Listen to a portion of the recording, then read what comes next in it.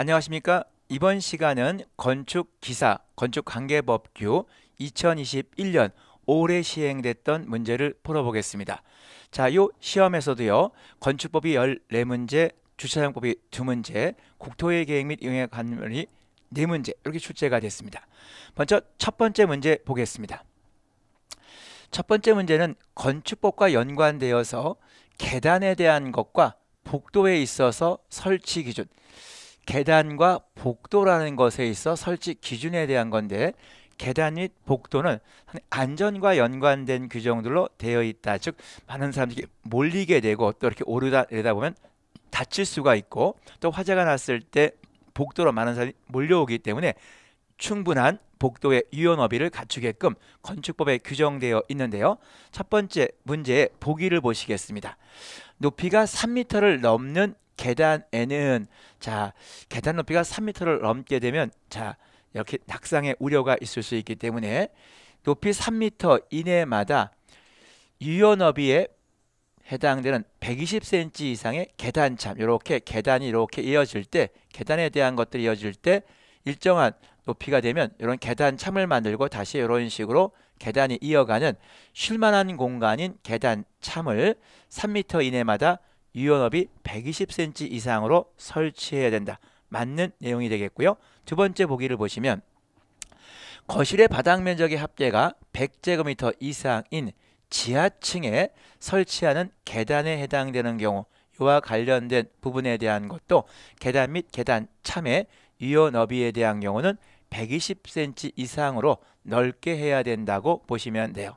세 번째 보기에 대한 경우는 계단 대신에 우리가 휠체어가 이렇게 올라가기 위해서 경사로에 대한 걸 설치하게 되는데, 이때 이 경사로에 대한 경우는 경사도에 대한 규정이 있습니다. 이 경사도에 대한 경우는 완만해야 될까요? 가파라야 될까요? 당연히 완만해야 되겠죠. 그래서 1대 6을 넘지 않는 것이나 1대 8을 넘지 않는 것으로 되어 있기 때문에 3번의 보기가 잘못되었다라고 보시면 되겠고요.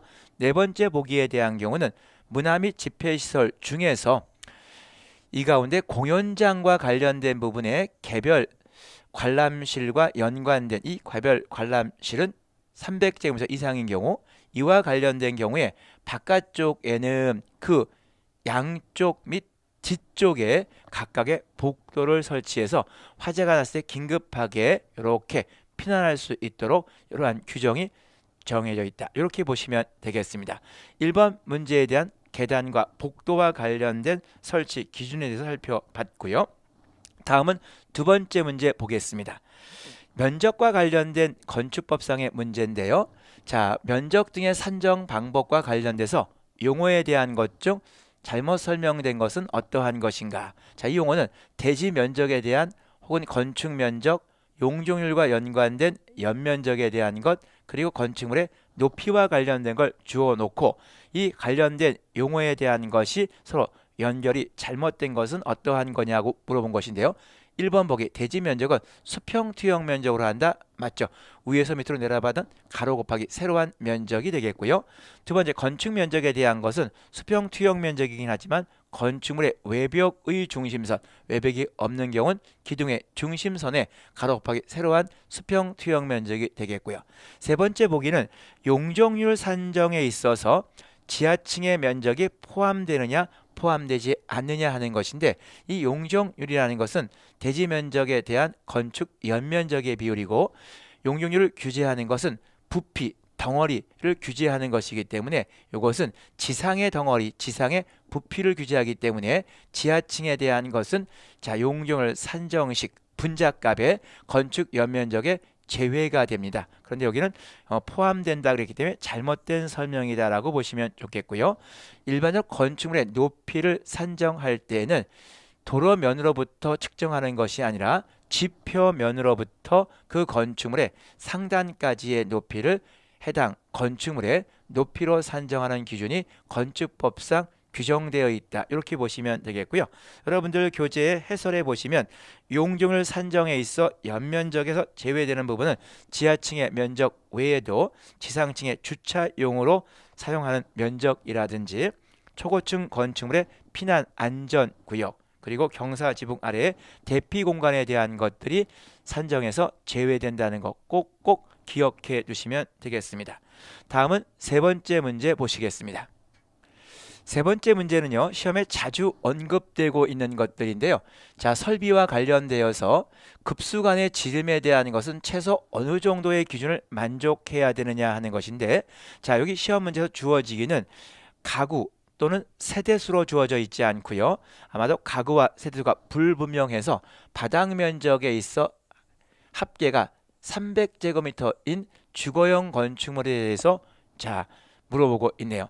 이때 바닥 면적의 합계가 300제곱미터에 해당이 되는 경우는 여러분들 자, 어디에 해당이 되냐면 300제곱미터는 150제곱미터를 초과해서 300제곱미터 이내 범위에 해당되는데, 이 정도의 주거용 건축물의 바닥 면적에 해당되는 경우는 가구수 또는 세대수로 따지면 4세대, 4가구가 되겠습니다. 5가구, 5세대가 돼요. 그래서 그 범주에 해당되는 경우는 자, 25mm의 급수관을 설치하게끔 되어 있다. 이렇게 보시면 되겠습니다. 다시 말씀드리면 해설해 보시면 이렇게 가구 또는 세대수에 따라서 주거용 건축물의 바닥 면적이 연결이 된다고 보시면 돼요. 즉 85제곱미터 이하는 한 세대로 85제곱미터를 초과해서 150제곱미터 이하에 대한 경우는 자, 2세대에서 3세대로 인정해 주고요.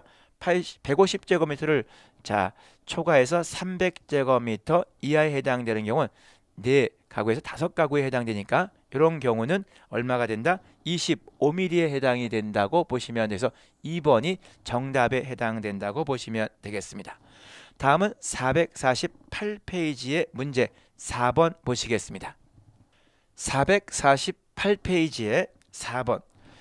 내화 구조에 해당하지 않는 것은 어떠한 것이냐고 시험 문제에 물어봤네요. 우리가 용어 정의에서 내화 구조, 방화 구조 등등이 있는데 시험 문제는 내화 구조에 대한 걸 물어봤는데 여기에 해당되지 않는 것은 조금 어려운 문제입니다만 이렇게 보기들을 잘 보다 보면 거기에 답이 있을 수도 있는 문제가 되겠는데요. 이 내화 구조에 대한 기준은 여러분들 자, 해설에 나와 있는 것처럼 해당되는 부분이 벽이냐 혹은 기둥이냐 바닥이냐 포냐 지붕이냐 혹은 계단이냐에 따라서 해당되는 그 구조에 대한 부분이 철근 콘크리트조냐 철근 콘크리트조냐 혹은 또 철골조에 해당되느냐 묵은 콘크리트조에 해당되느냐 철제로 보강된 콘크리트 블록조 혹은 벽돌조 혹은 또 석조에 해당되느냐 이런 그 해당되는 구조체에 따라서 구분에 따라서 내화 구조의 기준이 다르게 설정되어져 있는데요. 자, 첫 번째 보기를 보십니다. 벽의 경우 있어. 즉 V 가운데 벽에 있는 경우가 있고 기둥의 경우가 있고 바닥의 경우가 있고 자, 또 보에 해당되는 경우가 있고요. 그 다음에 여러분들 자, 계단과 지붕에 해당되는 부위별로 있는데 이와 관련된 중에서 벽의 경우인데 철제로 보강된 콘크리트 블록조 벽돌조 또는 석조로서 철제에 덮은 콘크리트 블록 등의 두께가 몇 센치 이상이 됐을 때 얼만큼 피복했을 때 얘를 내화 구조로 보느냐 하는 것인데 자, 보기는 3cm로 되어 있죠. 뭔가 여러분들 어떻습니까? 약간 내화 구조하면 튼튼하고 불에 견딜려면 좀 피복 두께가 두꺼워야 될 것 같죠? 자, 3cm가 좀 잘못됐네요. 몇 cm? 5cm 이상에 해당되는 두께를 갖춰야 된다. 이렇게 보시면 되겠습니다. 그래서 요 1번 보기가 잘못되어 있는데 사실 요 1번 보기를 우리가 숙지하고 있는 건 쉽지 않습니다. 그래서 혹시 이런 문제가 나왔을 때 이게 숙지하지 못하고 있을 때 이게 맞는지 틀리는지 애매모호할 때는 다른 보기들을 명확하게 분석해 보면 답을 잡을 수 있죠. 일단 기둥인 경우는 철근 콘크리트 조로 되어져 있다든지 철근 콘크리트로 조로 되어 있을 경우 이 경우는 작은 지름이 25cm 이상이면 무조건 모든 자, 해당되는 기둥은 내화 구조로 인정하니까 2번 보기가 맞는 것이고요. 바닥인 경우는 철근 콘크리트 조라든지 철근 콘크리트 조 이와 관련된 것도 마찬가지로 두께 10cm 이상에 대한 것을 요구하게 되고 이것을 만족하게 되면 내화 구조로 본다 이렇게 보시면 됩니다. 콘크리트, 철근 콘크리트조에 대한 보에 대한 것은 두께 관계없이 모든 것이 내화 구조에 해당이 되고요. 그리고 지붕 같은 경우도 자, 계단도 모두 철근 콘크리트, 철근 콘크리트조에 대한 것은 두께에 관계없이 모두 내화 구조로 인정한다고 보시면 되겠습니다. 자, 좀 까다롭습니다만 보기 2, 3, 4번에 대한 것들을 잘 숙지하고 있으면 나머지에 대한 것이 잘못된 자, 보기다. 이렇게 잡아낼 수가 있습니다. 다음은 5번째 문제 보겠습니다.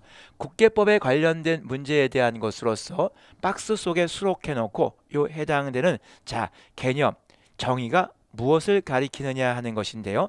이런 문제는 국계법에서 종종 출제가 되는데 이 문제에 대한 건 도시점 군 계획 수립 대상 지역의 일부 동그라미 일부에 대하여 토지 이용을 합리화하고 그 기능을 증진시키며 미관을 개선하여 양호한 환경을 확보하고 그 지역을 체계적, 계획적으로 관리하기 위하여 도시점 군 관리 계획으로 수립하는 계획은 무엇냐? 여기에 포인트는 도시점 군 계획 수립 대상 지역의 일부에 대해서 토지에 대한 이용을 합리화하고 그리고 거기에 대한 미관을 개선하고 양호한 환경을 확보해서 그 지역을 좀 더 체계적, 계획적으로 관리하기 위한 자, 계획이 뭐냐? 이것은 지구 단위 계획에 해당된다고 보시면 지구 단위 계획 구역을 설정해서 지구 단위 계획을 수립하는 것이 요 정의에 해당된다고 보시면 되겠습니다. 다음은 6번째 문제 보겠습니다. 다음은 6번째 문제 보겠는데요. 건축법상에 있어서 용도 분류에 관련된 겁니다. 이 용도 분류와 관련된 것은 단독주택, 공동주택, 1종 근생, 2종 근생 시설부터 29가지에 대한 대분류로 되어 있는데 이 대분류의 용어에 해당되지 않는 것은 하고 물어본 겁니다. 공장에 대한 경우는 분류 체계가 있고요. 그 다음에 묘지 관련 시설, 자원 순환 관련 시설에 대한 건 있는데 교육 시설에 관련된 부분에 대한 경우는 자, 명확한 명칭이 아니라 교육 연구시설로 되어 있다는 거 기억해 주시고요. 이 연구시설은 학교라든지 교육원이라든지 직업훈련소, 학원, 연구소, 도서관에 대한 것들이 중분리로 속해 있다라고 보시면 되겠습니다. 다음은 교재 여러분들 449페이지에 7번 문제를 보겠습니다. 7번 문제를 보겠습니다. 7번 문제는 주차장 법령과 관련된 문제고요. 이 주차장과 관련된 건 노상주차, 노예주차, 부설주차장 그리고 기계식 주차장이 있고 기계식 주차장과 연관되어서 기계식 주차 장치에 있어서 해당되는 규정이 나와 있고요. 이때 기계식 주차 장치에 있어 안전기준과 관련하여 여러 가지 주차 장치에 대한 출입구에 대한 출입구 크기에 대한 것들을 규정해 놓고 있습니다. 이럴 때 기식 주차장에 대한 경우는 중형이 있고 대형이 있는데 시험 문제에선 뭘 물어봤다? 중형을 물어봤다라고 보시면 됩니다. 이 중형과 관련된 부분에 있어 출입구에 있어 크기에 대한 거라든지 주차 구역의 크기에 대한 것들이 별도로 중형과 대형, 중형과 대형으로 구분되어 있는데 시험 문제는 출구의 크기를 물어봤죠. 그 해당되는 부분은 중형과 연관된 경우는 너비가 2.3m 이상, 높이가 1.8m에 해당되는 1.6m에 해당되는 요것이 자 출입구의 크기 기준에 해당된다. 이렇게 보시면 좋겠고요.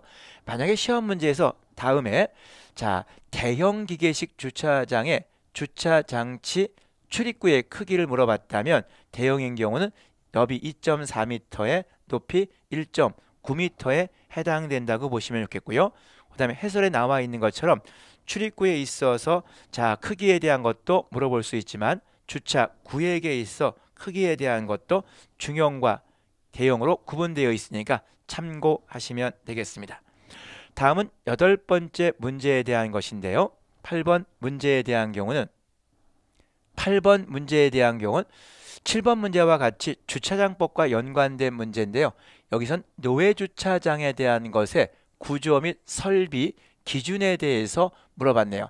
박스 속에 알맞은 것은 어떠한 것이냐 하는 것인데 자, 요거에 대한 건 노예주차장에 있어서 출구의 부근의 구조에 대한 것, 요와 같은 것은 도로의 통행하는 자를 확인할 수 있도록 하여야 된다. 즉 시야 확보가 편리하게끔 해줘야 된다라는 거죠.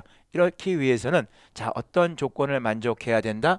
출구로부터 일정한 거리를 후퇴한 노회주차장의 차로에 있어서 중심선상에서 일정 높이에서 각도가 넓게 확보되어야 된다는 것인데, 이것은 2m에 해당되는 거리에서 떨어져서, 그리고 차로의 중심선상 앉아있는 운전석의 눈높이에 대한 1.4m에서 각 60도씩 확보되어진 이러한 것들을 만족해야 된다라는 거죠. 그래서 해당되는 것은 정답 2번이 되겠습니다. 주차장법과 관련된 07번, 08번 문제 말씀을 드렸고요.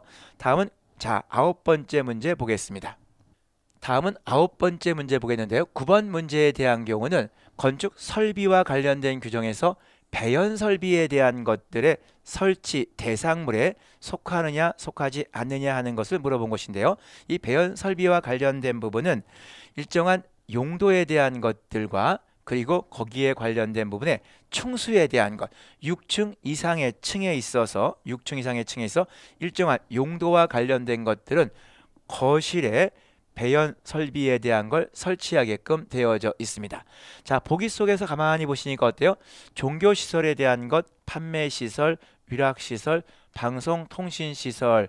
이것과 봤을 때 밀집도가 높은 거, 혼잡도가 높은 용도냐 높지 않은 용도냐를 구분해 보시면 답을 잡으실 수가 있습니다.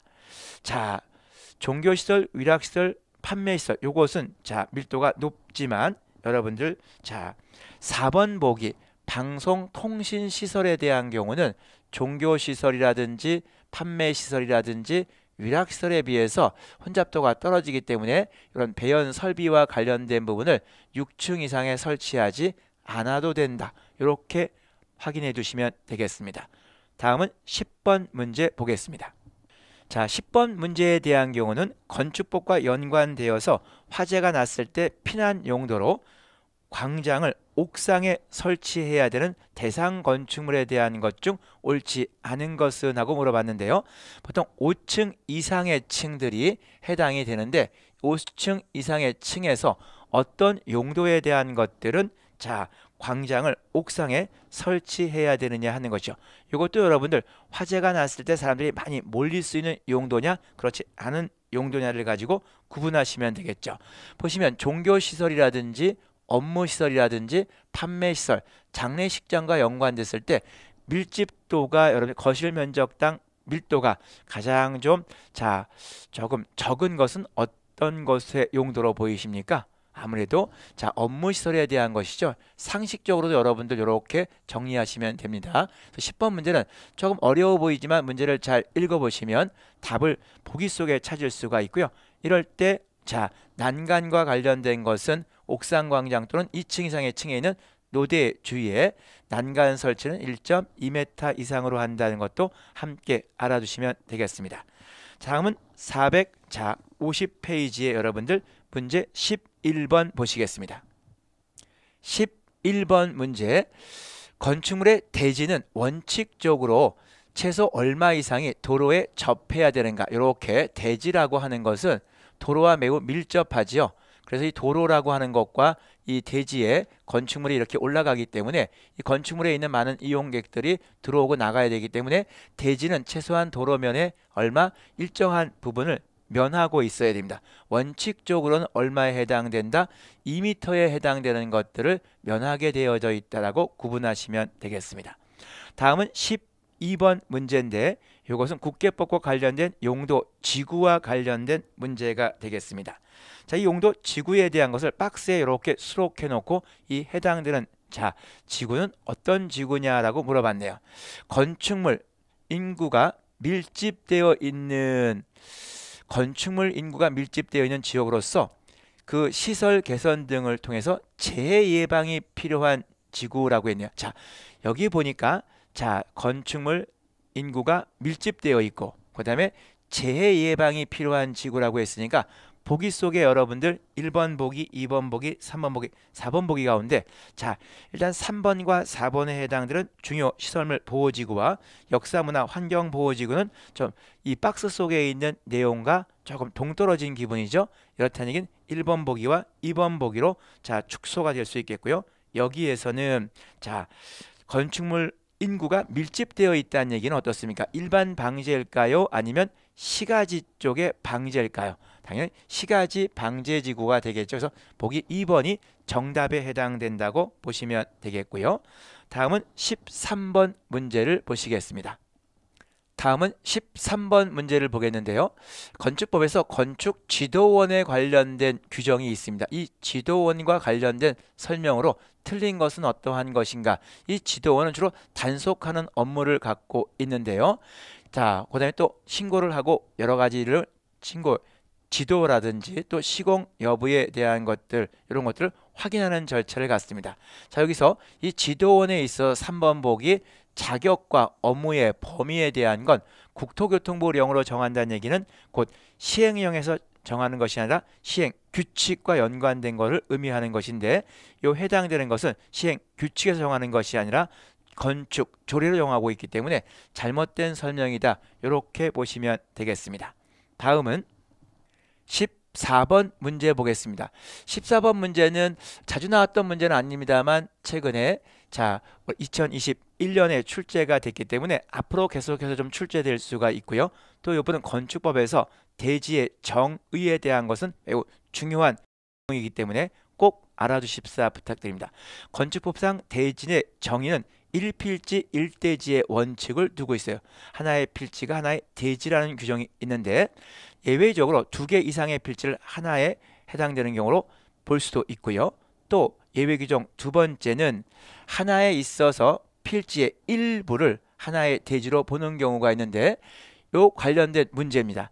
원칙은 1필지 1대지의 원칙인데 하나 이상의 필지의 일부를 하나의 대지로 인정하지 않았지만 인정할 수 있는 토지의 기준에 대한 것의 설명이다. 이 중 해당되지 않는 것은 1번 도시정군 계획설이 결정 고시된 경우 그 결정 고시된 부분의 토지, 농지법에 따른 농지 전용 허가를 받은 경우 그 허가받은 부분의 토지, 산지 전용 허가를 받은 경우 허가받은 부분의 토지와 관련된 것들은 하나 이상의 필지의 일부를 하나의 대지로 할 수 있는 토지 기준에 해당됩니다. 그런데 3번 보기와 관련돼서 지목 변경 허가를 받은 경우는 이 규정 내용에 해당되지 않는다라고 보시면 되겠습니다.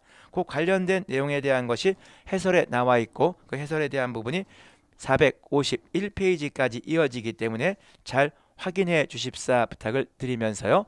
다음 페이지 451페이지의 문제 15번 보시겠습니다. 15번 문제인데요. 자, 이 15번 문제에 대한 경우는 건축법과 연관되어서 개방된 외부 공간을 설치하게끔 되어져 있는 개방 공간 설치에 관련된 기준을 물어본 문제가 되겠습니다. 박스에 수록해 놓고 내용을 물어보는 게 종종 출제가 되고 있고 그리고 그 박스 속에 가로 속에 알맞은 말을 요구하는 문제가 출제되고 있는데요. 자, 여기서 개방 공간과 관련된 부분은 바닥 면적의 합계가 일정 면적 이상에 해당되는 큰 규모의 공연장, 집회장, 관람장 또는 전시장을 지하층에 설치하는 경우에 있어서 각 실에 있는 자가 지하층 각 층에서 건축물 밖으로 피난하여 5개 계단 또는 경사로 등을 이용하여 피난층으로 대피할 수 있도록 천장이 개방된 외부 공간을 설치하게끔 되어 있는데요. 이 해당되는 것은 좀 큰 규모이기 때문에 보기 속에서 좀 큰 규모에 대한 것 3,000제곱미터에 해당되는 것이 지하층과 피난층 사이에 개방 공간 설치 규정이 나와 있다. 이렇게 여러분들 보시면 되겠습니다. 다음은 16번 문제를 보겠습니다. 16번 문제를 보겠는데요. 16번 문제는 국계법과 연관되어서 건폐율에 관련된 것들을 요구하고 있네요. 자, 용적률, 건폐율 모두 여러분들 녹지지역보다는 주거지역, 주거지역보다는 공업지역, 공업지역보다는 상업지역에 대한 규제가 높게 책정된다 그랬죠. 자, 그러니까 보기 속에서 어때요? 상업지역인데 상업지역이 이렇게 자, 세 가지가 나와 있는 이 상업지역 가운데 어떤 상업지역? 도심이나 부도심에 지정하는 중심 상업지역이 건폐율에 최대한도가 가장 높게 되어져 있다. 즉 중심 상업지역은 90% 이하로 되어 있다. 이렇게 봐두시면 되겠습니다. 다음은 17번 문제 보시겠습니다. 17번 문제에 대한 경우는요. 이것은 직통계단까지의 보행거리와 관련된 것을 물어보고 있는데 자, 이 보행거리에 대한 것과 최대 얼마 이내가 되면 좋겠느냐 하는 것입니다. 그런데 이 보행거리는 가까울수록 좋습니다만 화재에 견딜 수 있는 내화구조에 대한 것들을 했다면 이런 것들은 조금 완화해서 적용하고 있습니다. 그래서 시험 문제에서는 여러분들 이 구조부가 무슨 구조로 되어 있느냐, 즉 내화 구조로 되어 있느냐, 그렇지 않은 일반 건축으로 되어 있느냐, 그리고 해당되는 용도에 대한 것의 층수가 몇 층에 해당되느냐, 그리고 해당되는 용도에 대한 것이 공동주택에 해당되느냐, 해당되지 않느냐, 요거에 따라서 보행거리에 대한 것이 달라집니다. 시험 문제에서는 내화 구조로 되어 있고 그리고 15층으로 공동주택이 아닌 것은 하고 물어봤기 때문에 요 관련된 내용에 대한 것들은 뭐에 해당이 된다? 자, 일단 내화 구조로 됐으니까 어떻습니까? 조금 완화되어 있겠죠. 그래서 50m에 해당이 된다. 이렇게 봐두시면 돼요. 시험 문제에서 일반 건축물이라고 물어봤다면 30m 이하가 되겠고요. 주요 구조부가 내화 구조 또는 불연제로 된 건축물이었다면 50m 이하인데 단 16층 이상 공동주택에 대한 건 40m 이렇게 보시면 되겠습니다. 18번 문제 보시겠습니다. 18번 문제에 대한 경우는 공동주택과 오피스텔에 있어 난방 설비를 개별 난방 방식으로 했을 때 그 설치 기준과 거리가 먼 것은 어떠한 것인가? 자, 우리가 이런 난방에 대한 것들은 환기를 잘 해야 되고요. 또 그리고 여러 가지 자, 구획을 잘 해야 되겠죠. 그것과 관련돼서 보시게 되면 1번 환기창에 대한 것을 자 0.5제곱미터 이상 설치한다. 맞는 보기가 되겠고요. 두 번째 보일러실을 설치하는 곳과 거실 사이의 경계벽에 대한 것은 출입구를 포함하여 방화구조의 벽으로 구획한다. 자, 방화구조? 자, 뭔가 이런 보일러실과 연관된 것들 어떻습니까? 좀 화재와 관계이기 때문에 내화구조로 돼야 되죠. 방화구조는 잘못된 설명이 되겠고요. 세 번째 보기 보일러의 연도는 내화구조로서 공동연도로 설치한다. 맞고요. 네 번째 보일러 기름을 설치하는 경우에는 보일러 저장소를 보일러실 외에 다른 곳으로 이렇게 구분해야 된다. 이렇게 보시면 되겠습니다. 자, 다음은 452페이지 19번 문제 보겠습니다. 19번 문제 보겠습니다. 국계법과 연관되어서 지구단위 계획구역 내에 지구단위 계획에 대한 것들을 이렇게 포함해서 수록하게끔 되어 있는데 그 내용들이 여러 가지가 있는데 여기에 포함되지 않는 것은 어떠한 것이냐고 물어봤네요. 자, 지구단위 계획이라는 건 토지의 합리적인 이용과 연관되는 것이기 때문에 1번 건축물의 배치라든지 형태, 색채에 관한 계획이 포함되고요. 기반시설의 배치와 규모에 대한 것이 포함되고 교통 처리 계획이 포함됩니다. 그런데 건축물의 안전 및 방제에 관한 계획까지는 지구단위 계획구역 내에 포함되지 않는다라고 보시면 좋겠고요. 이것과 연관지어서 여러분들 해설해 보시게 되면 해당되는 내용 속에 보게 되면 어떠한 것들이 있다? 건축물의 용도 제한이라든지 건폐율 또는 용적률, 건축물의 높이의 최고 한도 또는 최저 한도에 대한 이런 것들의 내용도 지구단위 계획 내용 속에 포함되어 있다는 거 꼭꼭 기억해 주십사 부탁을 드리면서요. 자, 이제 여러분들 2021년 5월에 시행된 건축관계법규 마지막 문제 20번 문제 말씀드리겠습니다. 건축법과 연관된 용도 변경에 관련된 문제인데요. 이 용도 변경에 대한 경우는 용도 분류 29가지의 시설군에 대한 것들을 자 용도 29가지에 대한 용도 분류에 대한 것을 용도 변경 시설군 9가지로 이렇게 묶어서 상위 시설군이냐 하위 시설군이냐 여기에 따라 상위에서 하위로 내려갈 때 신고가 되겠고 하위에서 상위 시설군으로 옮겨갈 때는 허가를 받게끔 되어 있는데요. 조금 좀 까다롭게 되어 있고 좀 어렵습니다. 여러분들이 시설군에 관련된 것들의 순위를 조금 알고 있어야 돼요. 1순위는 여러분들 뭡니까? 자동차 관련 시설군이 되겠고요. 2순위는 산업시설군에 대한 것들, 3순위는 전기, 통신, 시설군에 대한 것, 4순위는 문화 및 집회 시설군에 대한 것, 그 다음에 7순위는 근린생활시설군, 8순위에 대한 것은 주거 업무시설군, 9순위에 대한 게 그 밖의 시설군인데, 자 여기서 보시게 되면 주거 업무시설군에 해당되는 것이, 자 여러분들 근린생활시설, 근린생활시설에 해당되는 용도로 변경이 된다. 주거 업무에 관련된 것은 8번 순위에 해당이 되고, 그리고 근린생활시설에 대한 것은 몇 번? 7번 순위에 해당이 됩니다. 이렇게 8번 쪽에서 7번으로 이렇게 갈 경우, 이런 경우는 자 어떻게 됩니까? 하위 시설군에서 상위 시설군으로 가는 거죠. 허가를 받아야 되겠죠. 두 번째, 문화 및 집회시설군에 관련된 것은 몇 순위? 4순위에 해당이 되고, 그 다음에 영업시설군에 관련된 것은 5순위에 해당되죠. 이렇게 4에서 5로 가게 되면 하위시설군으로 가니까 이런 경우는 허가를 받지 않아도 관계가 없다고 보시면 됩니다. 자, 세 번째, 통신시설군에 관련된 것은 몇 군? 자, 3순위가 되겠고요. 여기에 산업 등의 시설군과 연관된 경우는 2순위가 되니까, 자 이렇게 가게 되면 무엇을 받는다? 허가를 받게끔 되어 있고요. 네 번째, 교육 및 복지시설에 관련된 부분들은 몇 번에 해당이 된다? 자 6순위에 되겠죠. 요거에 대한 것이 문화 및 집회시설군에 해당되는 4순위로 예컨대 가게 되면 허가사항이 되겠죠. 그래서 결론은 요 해당되는 부분에 대한 것이, 자 문화 및 집회시설에 대한 것이 상위 쪽에 관련 하위 쪽에서 상위 쪽에서 하위 쪽으로 이렇게 내려갈 때는 허가받지 않고 신고사항에 해당된다. 해설에 나와 있는 요 시설군에 대한 순위에 대한 거에서 1순위, 2순위, 3순위에서 즉 7, 8, 9로 내려오게 되면 어떻게 된다? 자 해당되는 내용이 신고가 되는 것이고요. 반대로 자 7, 8, 9에서 1, 2, 3으로 갈 때는 허가 대상이 된다는 거 꼭꼭 기억해 두시면서 여기까지 2021년 5월 달에 시행됐던 건축관계법규의 해설을 마치겠습니다. 수고 많으셨습니다.